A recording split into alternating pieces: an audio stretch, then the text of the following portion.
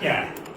क्या होता है कि शिवपुरी हम लोगों के लिए विशेषकर खनियाधान जो हमारी तहसील है उस 100 से ऊपर किलोमीटर की रास्ता पड़ जाता है और ग्रामीण इलाके का आदमी अगर शिवपुरी जाता है कोई भी मकसद से जाए जिला मुख्यालय पे तो उसको कई बार तो ऐसा होता है कि लौटना संभव नहीं हो पाता। वो बेचारा फिर कई बार तो रेलवे प्लेटफॉर्म पे जाके रात गुजारता है।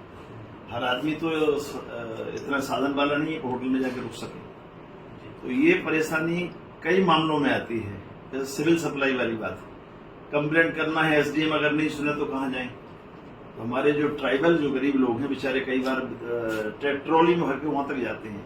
रास्ते में दुर्घटनाओं के चांस तो होते ही है, हाईवे भी रास्ते में पड़ता है। तो कई बार मैं देखता हूँ कि बहुत सारे इशूज पे लोगों को जाना पड़ता है। जैसे नहरों का मुआवजे वाली बात थी, फिर आपके ये ओला पीड़ित के मुआवजे वाली बात थी। सरकार से डरे हुआ तो जिस समय फसल आती थी कायदे से उस समय मुआवजा उनका नहर खुदी तो मुआवजा मिल जाना चाहिए था।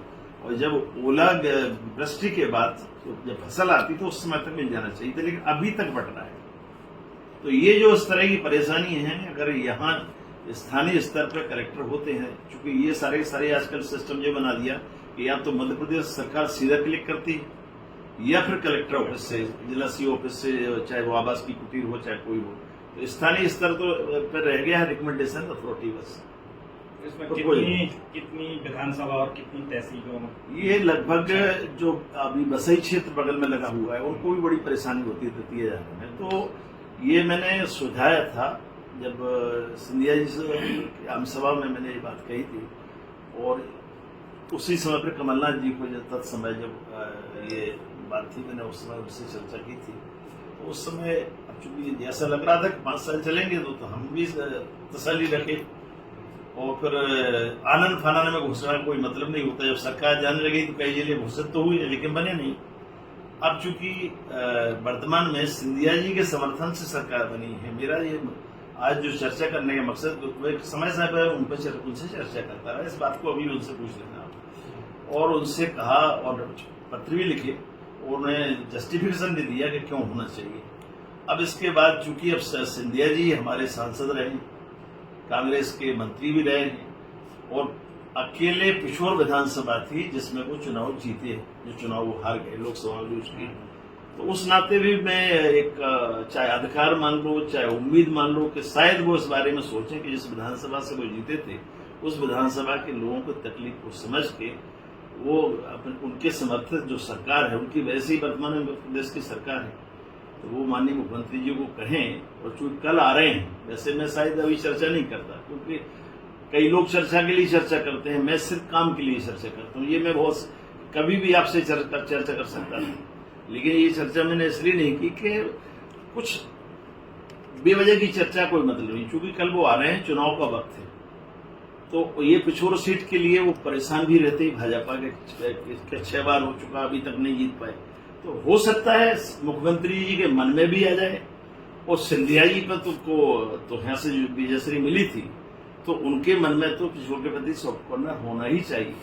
मेरे प्रति हो ना हो, लेकिन पिछोर विधानसभा के मतदाताओं के प्रति तो रहेगी हर वक्त उनका साथ दिया।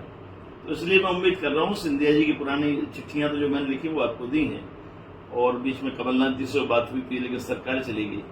अब मैं उम्मीद पाल रहा हूँ कि शायद कल चुनाव को दृष्टिगत रखते हुए माननीय शिवराज सिंह जी भी इस बात पर सहमत हो जाए और यहाँ जिला अभी उसकी चूंकि प्रक्रिया होती है, उसमें प्रक्रिया पालन उसमें समय लगेगा, लेकिन घोषणा तो कर ही सकते हैं। और शिवराज सिंह जी की घोषणा करना तो मामूली बात है। तो सिर्फ आप घोषणा कराना चाह रहे हैं? नहीं, घोषणा करेंगे तो तभी तो आगे काम उसमें होगा। अब आप जब पब्लिक में आप कहोगे ही नहीं, चर्चा ही नहीं होगी, तो उस पर आगे काम कौन करेगा? अब आगे कौन सी सरकार बने या इसी सरकार में वो करना चाहे तो जल्दी भी कर सकते हैं। उसमें गैजेट नोटिफिकेशन होता है, बहुत लंबी प्रक्रिया भी नहीं है। दावे आपत्ति मंगाई जाती है, उसके बाद सरकार खाने निर्णय करती है। पिछोर और खनियाधाना में से आप किसी जिला बनाने में प्राथमिकता? ये अभी मुद्दा ये नहीं है पिछोर खनियाधाना का। बात ये है कि सुविधा की दृष्टि से शिवपुरी जिले के अगर 2 पार्ट होते हैं तो कौन कौन से पार्ट इसमें होना चाहिए।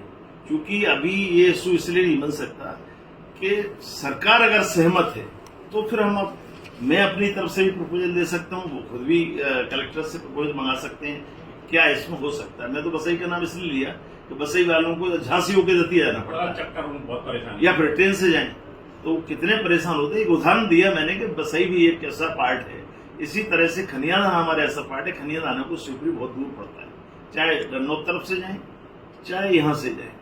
पिछोर से दूर है ही, लेकिन सबसे ज्यादा दूर है तो खनियाधाना से। तो ये तकलीफ से हमें मुक्ति मिल जाए, इसके लिए ये मैं चूंकि कल आने की सूचना मुझे मिली है कि मुख्यमंत्री जा रहे हैं, अब उनके लोकार्पण वगैरह में जो कार्यक्रम होते हैं सरकारी कायदे से तो विधायकों को बुलाया जाता है, लेकिन अब ये परंपरा समाप्त हो गई है, तो इसलिए मैं वहां जाके तो कह नहीं सकता कि मंच पे जाके अपनी बात कहूँ। तो मीडिया के अलावा मेरे पास दूसरा माध्यम नहीं है। मैं मेल से जरूर मैंने उन सबको पहले भेजता रहा हूँ, तो आज मैंने कल उनको मेल भी कर दिया था।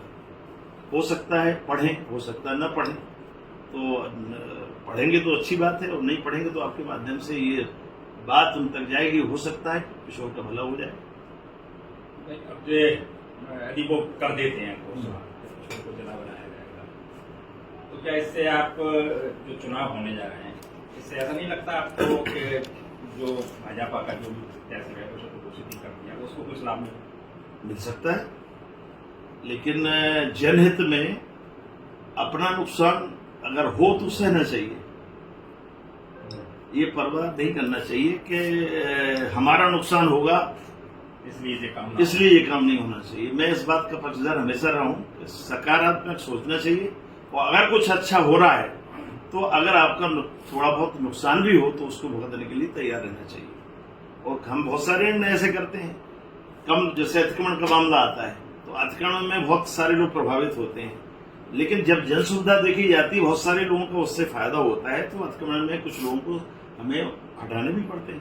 तो ऐसे ये है कि अगर मेरा कुछ उसमें हित हो ना हो, लेकिन जनहित तो हो जाए, बड़ा हित सज जाए, बड़ा हित सज जाए, और मेरे लिए बहुत बड़ी बात तो ये आपका एक स्वप्न रहा है कि जैसे जिला बनाया जाना चाहिए और आप सतत संघर्ष करते रहे इसके लिए। संघर्ष हमने एक अच्छी वो है जो पब्लिक तो जानती है इस बात को, आंदोलनों के माध्यम नहीं मतलब संघर्ष ये पत्राचार और ये जो होता है, देखिए क्या है, एक तो होता है प्रदर्शन, पक्ष में रहना, ये संघर्ष, एक होता है प्रदर्शन, सिर्फ करना धरना कुछ नहीं। मैं अपनी सकारात्मक सोच की वजह से जिस स्तर पे जो काम होना चाहिए वहीं वो बात रखी है। होने को तो मैं अभी बहुत जब से अपोजिशन में तब से लगे रहते, लेकिन मैं जानता हूँ उससे कुछ। आप लगभग 5 साल से इस मांग को उठा रहे हैं, तो आपको उम्मीद है कि ये पूरी हो जाएगी? चुनाव का वक्त है इसलिए मुझे उम्मीद है। दूसरा सिंधिया जी से विशेष उम्मीद है, क्योंकि वो अकेली एक विधानसभा थी पिछोर जिससे वो जीते, और उनके समर्थन से ही ये सरकार चल रही, उनसे उम्मीद ज्यादा है।